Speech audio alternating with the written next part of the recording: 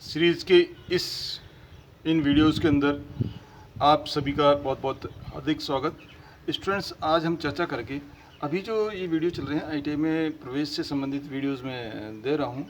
तो इस एपिसोड के अंतर्गत आईटीआई में एडमिशन के उपरांत क्या क्या अनुशासनात्मक नियमों का अनुपालन करना होता है, इससे संबंधित जानकारी हम आज ले पाएंगे। तो पहला सबसे इम्पोर्टेंट जानकारी वो है कि प्रवेश लेते समय यदि किसी अभ्यर्थी ने कोई ऐसा गलत तथ्य प्रस्तुत करके प्रवेश ले लिया है या किसी गलती के कारण यदि कोई प्रवेश हो जाता है, किसी अभ्यर्थी ने गलत इन्फॉर्मेशन दी है या मेरिट में जो अंकों का निर्धारण उसका जो उस गलत वजह से उसका हो गया है, तो लेकिन किसी भी यदि ऐसा नियम विरुद्ध यदि उसका किसी कारण से प्रवेश हो जाता है, तो जब भी मालूम पड़े, जब भी ज्ञात होगा, जब भी जानकारी में आएगा, तो जानकारी में आने पर ऐसे अभ्यर्थी का जो प्रवेश है वो तुरंत प्रभाव से जो है निरस्त कर दिया जाता है। तो इसलिए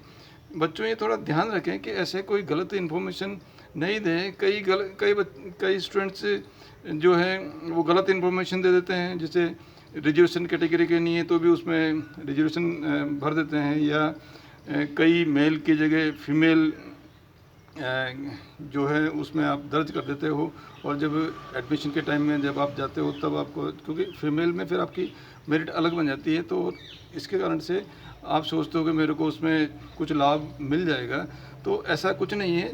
तो इसलिए आप जो है पूरी ढंग से आपने भर के उसके बाद में ही आप उसमें प्रवेश लें, अन्यथा किसी भी वक्त आपका जो है एडमिशन वो निरस्त हो जाएगा। दूसरा जो नियम है वो है कि आईटीआई के अंदर या औद्योगिक प्रशिक्षण संस्थान में अनुशासन बहुत ज़रूरी है, और ये अनुशासन रखने के लिए यूनिफॉर्म पहन के आना अति अनिवार्य है। यूनिफॉर्म जो है वो है, यूनिफॉर्म के अंतर्गत बॉयज़ के लिए स्काई ब्लू शर्ट और नेवी ब्लू पैंट, इसके अलावा ब्लैक जो है रंग के जो शूज़ आपके होने चाहिए। इसी तरह से गर्ल्स के लिए sky blue kurta, navy blue जो है वो सलवार, और जो जूते या बेली वो जो काले रंग के वो होने चाहिए। तो इसका विशेष सभी प्रशिक्षणार्थी ध्यान देंगे।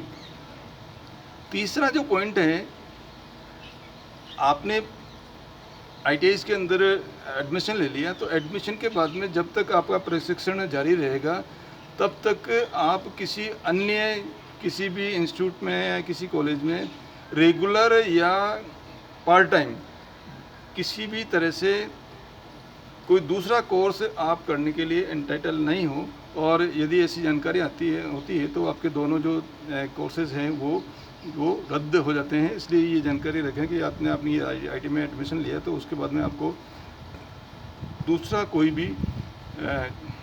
भी कोर्स या कोई भी पाठ्यक्रम आपको ज्वाइन नहीं करना चाहिए।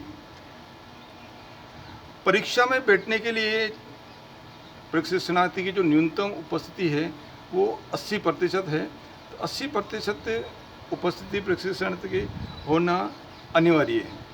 इसके अलावा कोई बिना अनुमति के कोई भी प्रशिक्षणार्थी या कोई ट्रेनीज वो एब्सेंट रहता है, या कोई ऐसी जो अनुशासन विरुद्ध कोई भी ऐसा कृत्य कोई प्रशिक्षणार्थी करता है, तो उसको संस्थान से निष्कासित करने का जो है संस्था प्रधान को पूरा पावर है। इसलिए कोई भी प्रशिक्षणार्थी यहाँ प्रशिक्षण लेने के लिए ही आए, कोई भी प्रशिक्षणार्थी जो है वो अनुशासन विरुद्ध ऐसा कोई कृत्य नहीं करें जिसके कारण से आपको संस्थान से निकाला जाना पड़े।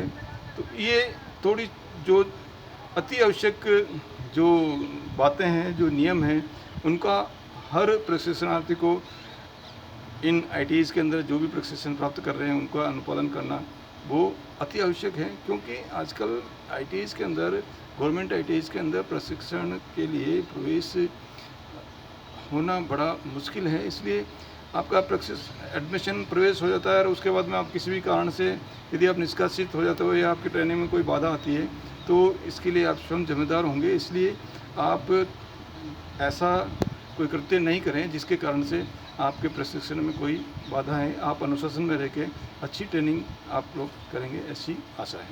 धन्यवाद।